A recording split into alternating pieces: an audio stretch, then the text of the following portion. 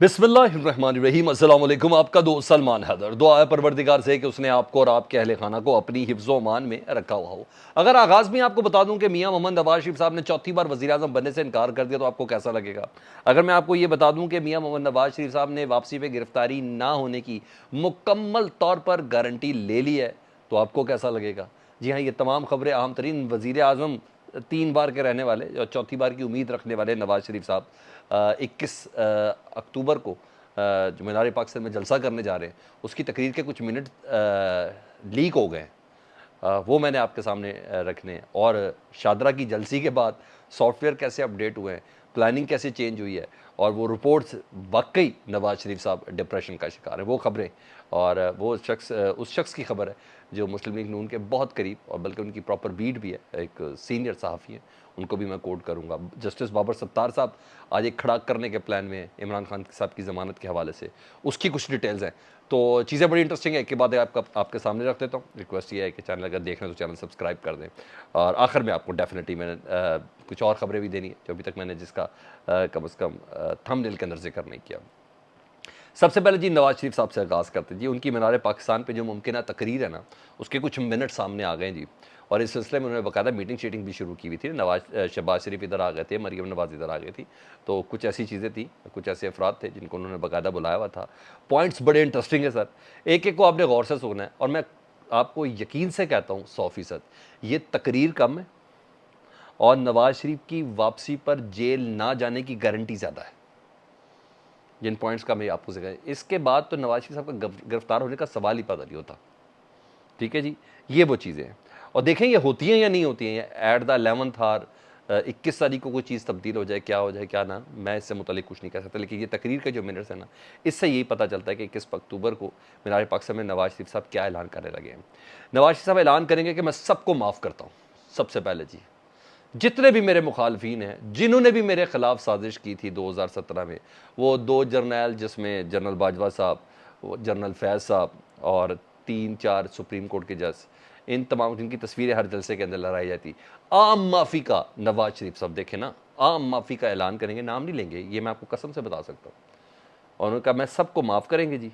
और वो जो 4 अफराद और 6 अफराद का जो एहतसाब का जो बयान किया था वो दबरदूस हो गया बार। और जिन्होंने मेरे ख़िलाफ़ साजिश की उन तमाम को माफ़ करता हूँ और इन्हें पाकिस्तान की खातिर माफ़ करता हूँ, मुल्क के वसीतर मफाद की खातिर इनको माफ़ करता हूँ। ठीक है जी, ये करना है। और मज़े की बात जी, मैं किसी किस्म की इंतकामी कार्रवाई का हिस्सा नहीं बनाऊँगा जब मैं इक़्तिदार में आया, ये नवाज शरीफ साहब ऐलान करने जा रहे हैं जी। और हाँ, ये भी बड़ा इंटरेस्टिंग ऐलान है। उन्होंने कहा मैं वज़ीर आज़म बनने की अब ख्वाहिश भी नहीं रखता। नवाज शरीफ साहब वज़ारत उस्मा की दौड़ से निकलने के लिए ऐलान करने जा रहे हैं और मेरा दिल भर गया है वज़ारत उस्मा से, इस किस्म के अल्फाज होंगे जी उनकी तकरीर में। और पाकिस्तान की तरक्की और खुशहाली के लिए सब साथ बैठेंगे, इस ख्वाहिश का, इस तकरीर का इजहार करेंगे जी। और मतलब जब नवाज शरीफ साहब वज़ीर आज़म नहीं होंगे तो कौन होगा जनाब? शहबाज शरीफ साहब वज़ीर आज़म होंगे। इसी पे तो डेडलॉक था। इस्टेब्लिशमेंट का मंजूर नज़र कौन है? वो है शहबाज शरीफ साहब। इस्टेब्लिशमेंट का नारा कौन है? शहबाज शरीफ साहब। इस्टेब्लिशमेंट को काबिल कबूल कौन है? शहबाज शरीफ साहब। तो जनाब इसीलिए शहबाज शरीफ चौथी बार वज़ीर आज़म नवाज शरीफ कह रहे थे कि बाकायदा तौर पर रिजेक्शन आ जाए, और वो रिजेक्शन आ गई है। और दोबारा शहबाज शरीफ साहब को लॉन्च किया जाएगा, दोबारा शहबाज स्पीड कहा जाएगा, दोबारा अवाम जरिया बनाने की कोशिश की जाएगी और ये सब होगा।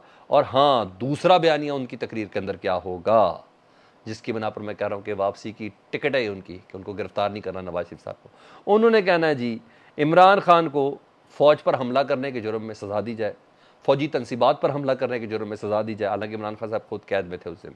और फ़ौजी जो शहदा की बेहुरमती है उनकी यादगारों की, उस पर उनको सज़ा दी जाए।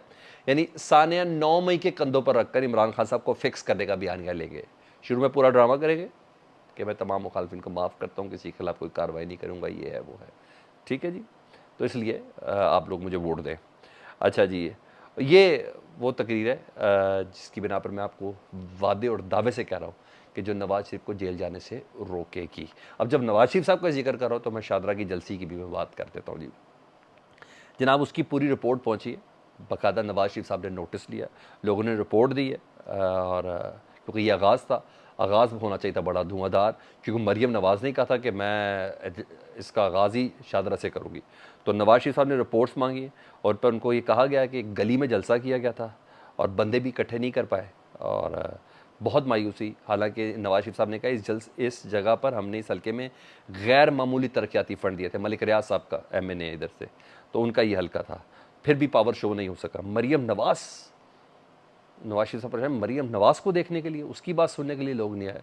तो बहरहाल उनको अच्छा खासा झटका लगा। और ये सोर्स है आसिम नसीर ये सीनियर रिपोर्टर है जी, जियो में भी रहे, नियो में भी रहे, GNN में भी रहे, आजकल समा में।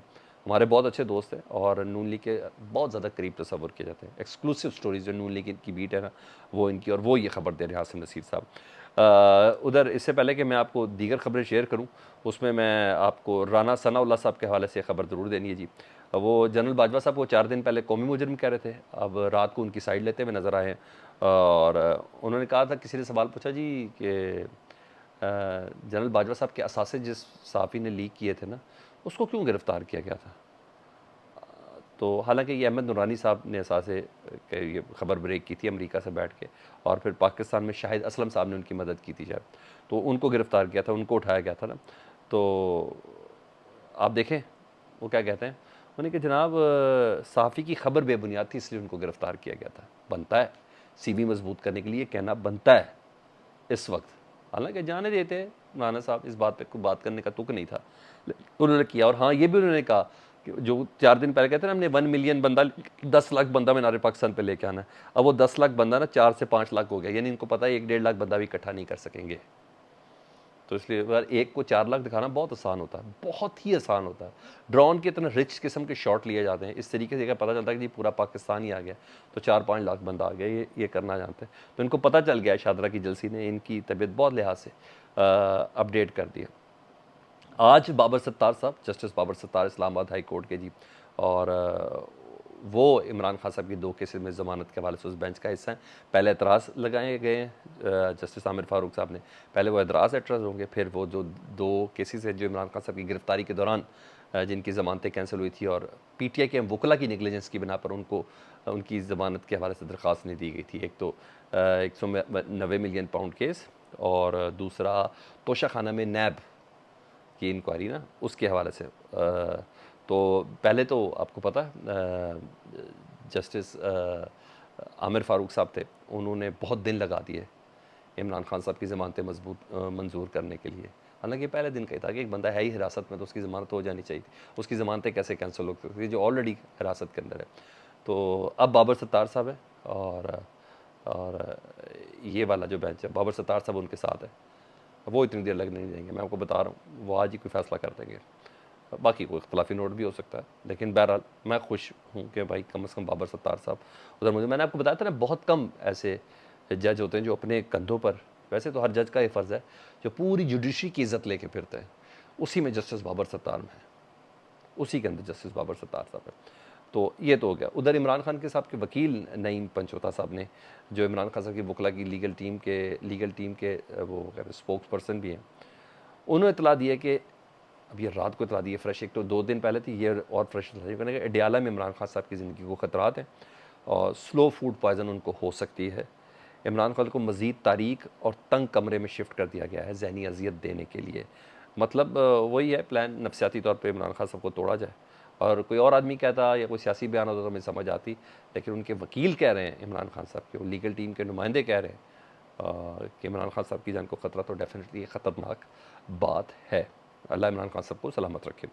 अच्छा, उस्मान डार साहब को आपको पता उठाया गया था चंद हफ्तों पहले, और उठाया भी गया था मलीर से, कराची से। तो कल सिंध हाई कोर्ट ने उनको बाजियाब करने का हुक्म भी दिया, लेकिन किन को हुक्म दिया वो किसी को नहीं पता।